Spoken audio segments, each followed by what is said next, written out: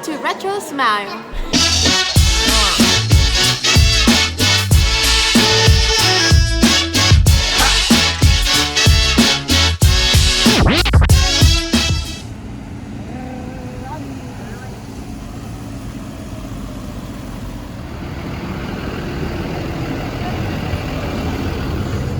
Good afternoon.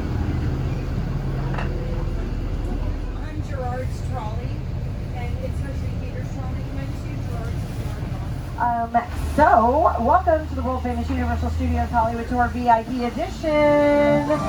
You go. So over here, guys, that is the traditional tram tour. Those are the regulars. So when you see the regulars out there, wave to them and make them feel good. Safety rules, just please stay seated while the vehicle is in motion. Watch your step when you enter and exit. That's it. We're going to go and we're going to explore as much of the back lot as available today. We do have active filming on our lot. They're setting up for American Ninja Warrior, my favorite show. And World of Dance is out there filming. Yes. We have television filming on our back lot. Everything from World of Dance and American Ninja Warrior to Superstore, Good Girls. All kinds of awesome stuff is happening. So we'll check it out. Now over there off to the right, you'll see a big, beautiful golf course. That golf course is called Lakeside Golf Course. It's in Toluca Lake, California. It is separated from us by the LA River. It's there because of two actors, Charlie Chaplin and W.C. Fields. When they were actors, they were looked down upon. They weren't allowed on golf courses or in country clubs, so they had that built. Now it's a wonderful twist of fate. It's privately owned by the entertainment industry. So the membership dues there are about $10,000 a month. You see people out there, they're high on the food chain. All right, how about a little history lesson? Look down the hill, you'll see these movie posters. This is a timeline is what it's called. And if you look up at your screens, you'll see the guy in the bow tie. His name was Carl Levely. He came here as a German immigrant in his late 30s. He wanted to start the picture business, so he put several $1,000s down on this roughly 400-acre backlot that at the time was a functional chicken ranch. He wasn't sure that the picture business was going to take off, so he kept the chicken ranch going. He would sell people a dozen eggs at the end of every filming day just to ensure a bit of a profit. Luckily for him and for us, the picture business took off. This timeline represents some of the over 8,000 pictures we've shot as Universal Studios Hollywood, Universal City, California. We have our own name, we have our own zip code, we have our own shoe shine, dry cleaners, sheriff's department. We even have our own fire department over here off to the right. This building is called Fire Station Number 51. Fire Station Number 51 is named after a 1970s American television show called Emergency. And if you watch Chicago Fire, they are Fire Station Number 51 as well. So we are a city within a studio and a studio within a city, which means that we have a lot of creature comforts of a major city right here on our back lot. One thing our city has that your city probably doesn't have are these big tan buildings over here off to your left is soundstage number 12. These are some pictures that shot inside there over the years. Now these are called sound stages because they're 98% soundproof. 2% of the sound comes through the big elephant doors on the front of them, and those are called elephant doors because if we needed to, we could fit elephants right through them. Look on your screens, you'll see what they look like empty. So the padding on the walls is called Instaquilt. It keeps the sound nice and tight. And the rafters up top are not shown on screen. They hold grips and gaffers. Those people do lighting and electricity. Jesse's going to turn left here, which you can't do unless you're on a trolley. So look to your left. You'll see the elephant doors are open for the voice sound stage over there off to the left. And the front part of our lot is kind of the nerve center of our lot. That's right. The nerve center is where we have a lot of post-production. So production is created in 3 phases. Pre-production, where the script gets greenlit, gets the go-ahead. That's going to get our cast, our crew, our finances, and our locations together. Then we go into production, filming, hair, makeup, costumes, acting. We love that part. Then we go into post-production, where we do video editing and sound design. That's what happens out here in this part of our lot. Straight ahead, you will see a gate. We'll drive past a couple of gates. Each and every working day, writers, producers, directors, and actors come through these gates to do their work, which is to create entertainment. And around in the corner, you'll see a big black building. We call that the Dark Tower. That is the Lou Wasserman building. He greenlit movies like Psycho and Jaws. So if you are a screenwriter, you want your script to wind up right in that building. Now, cutting up on your right, you will see our shoe shine over here. And right beyond that is our, beyond that lunch truck there, is our dry cleaners. Up ahead on the corner is a building that looks a little bit like an apartment building over here on the right. That is Kelly Clarkson Soundstage. That is also where Steve Harvey used to shoot his show Steve. It's where Chelsea Handler shot the Chelsea Lately show. Guys, that soundstage goes all the way back to the days of the Jack Benny program. It's had some work done, but let's face it, who in this town hasn't? Comedy gold, my friends, comedy gold. Making the turn here, guys, off to your left, you will see the Carl Emily building, named after our founder. And there is where you'll find Focus Features and Universal Pictures. We also have our gym in there, because workouts happen. Now that set is just over here. Films on two sound stages, 16 and 17. Together they make one large superstore, but stage number 16 was used for the shower scene in Psycho. So there you go. And off to your left, you'll see a little shorter parking structure there. That was used in this scene in the Lost World, Jurassic Park. This mobile lab was not dangling off of a cliff in Costa Rica. It was dangling off of that parking structure, decked out with greens and dirt from the greenery department. Stage 21 off to your left is where we tested the shark for Jaws. That now has sets in it for Superstore. In there you'll find the men's department. You will find the break room and the manager's office. Also coming up on your right, you'll see a couple of Minions, because Illumination Entertainment is part of our family here at Comcast NBC Universal. I like their movies, and we have The Secret Life of Pet Pride coming out, and a Fanimal, a fan of the animals. Raise your hand if you have a pet. I'm a wiener dog mom. That's right, you're Fanimals like me, fans of the animals. Coming up on your left, you will see Ted up here. He's drinking a martini. He's doing some day drinking, right? He's a Fanimal of another kind.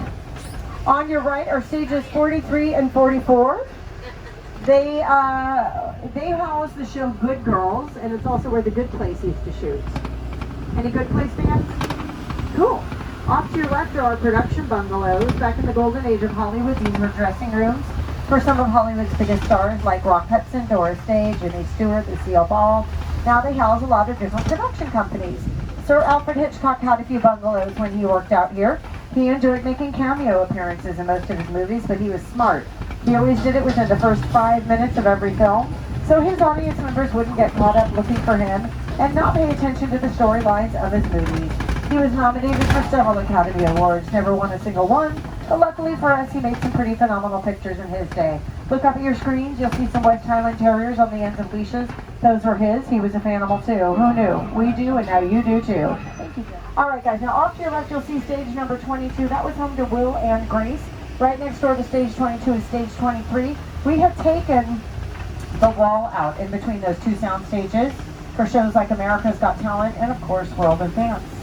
Straight ahead on your left, you'll see our Metropolitan sets, called Metro sets because they can be any major metropolitan city we need them to be, simply by changing the set decoration, the set pieces.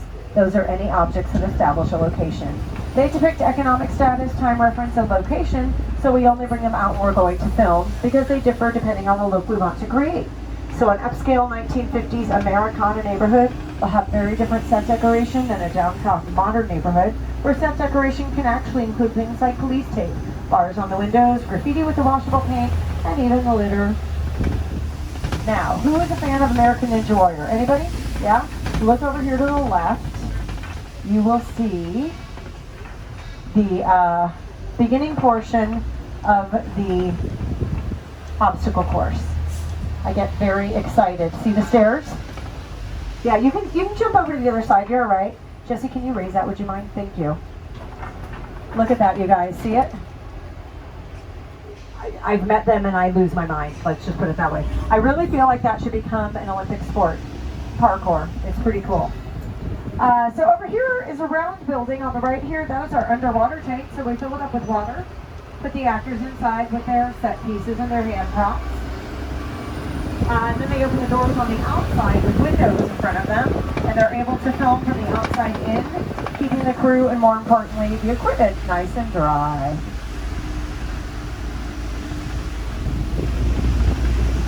So we're going to take our very first VIP excursion in a couple of minutes. Every time you set foot off the vehicle, you're getting the VIP experience. We are going to visit the good place. Alright guys, so what we're going to do is we're going to disembark the vehicle for a little while. We're going to go for a walk through our Little Europe area here. I'll help you take photos if you want help. After that, we're going to hit the bathrooms, which will be our only bathroom break, and then we're going to head into the portion of our tour called the animation. So we'll do that in just a few minutes. Winning film, All Quiet on the Western Front, right? That is what they normally look like. Now those are getting rehabbed, right? So they looked kind of like that before they did this for The Good Place. So what you're looking at in terms of The Good Place here, you're looking at set decoration. What brings this set decoration, brings it to life, would be things like the awnings and the silk flowers. The letters on the windows where it says everything fits, letters are stickers that peel right off. So when you see letters on windows on our exterior sets, that's what it is. And then signs get changed out through our sign shop. They can turn any part of our lot into any part of the world by changing the signs or the language on the signs. The majority of these buildings are what we call shells, going back just a few feet for entrances and exits only. They're super old. So please watch your step and follow me, okay? I don't think this is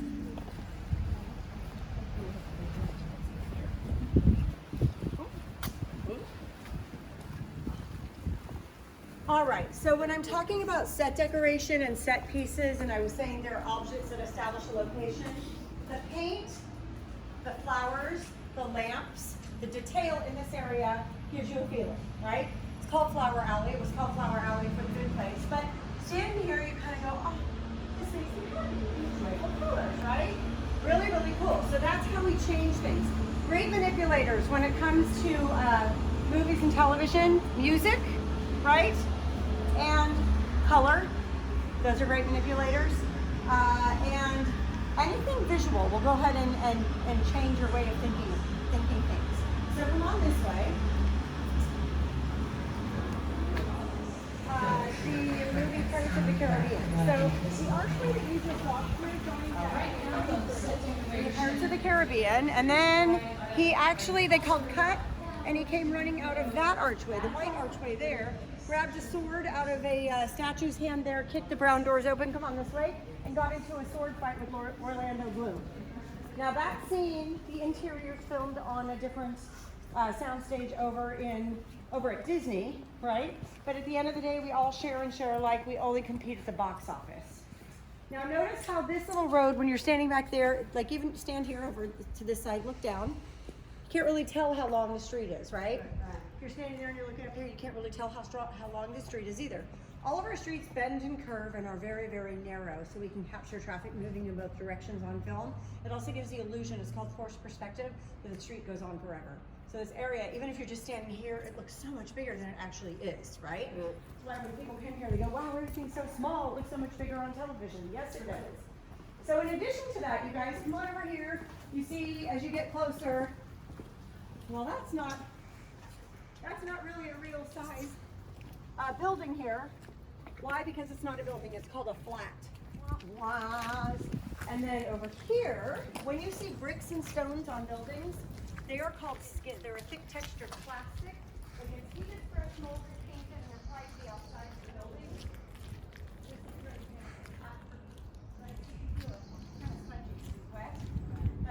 Now these were also used in a Running of the Bulldogs Geico commercial. They have been used in 3 out of 5 of the Pirates of the Caribbean movies. HBO's Curb Your Enthusiasm, HBO's True Blood, and of course The Good Place was the last thing to film here.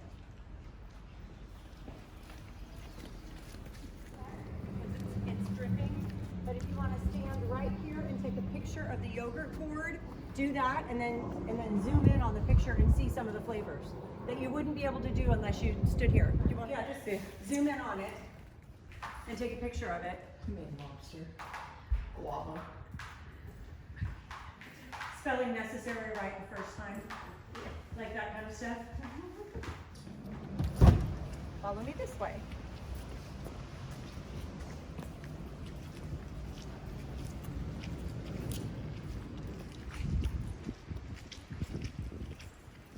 This area is used in the movie Jarhead. You add some dirt, you repaint these buildings to a brown, more desolate look. Or you can add some stalls with some cool wares and fabrics and brightly colored textiles, some spices, and turn it into a marketplace. Over here is where we filmed our Celtic Monster movie, guys. Watch your step.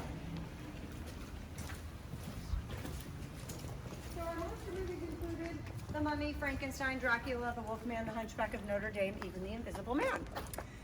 Frankenstein's monster was played by an actor named Boris Karloff. The role was supposed to go to Bela Lugosi, but he felt that the role was beneath him. He played Dracula.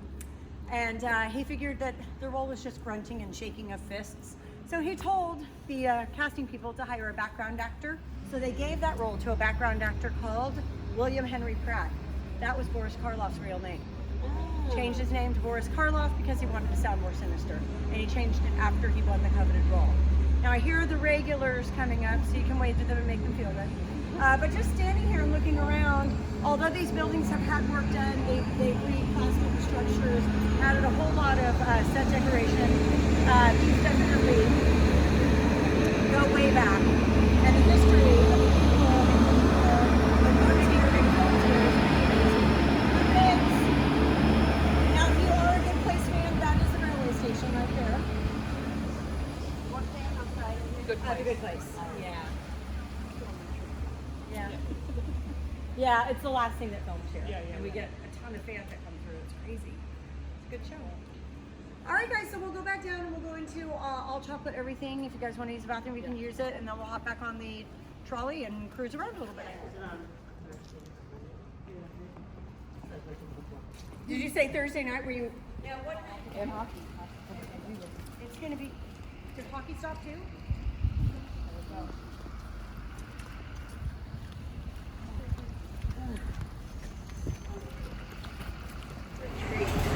How are you enjoying the tour so far, guys? Looks like we're going on King Kong next. This tour is really informative, really good. I'd recommend anyone to do it.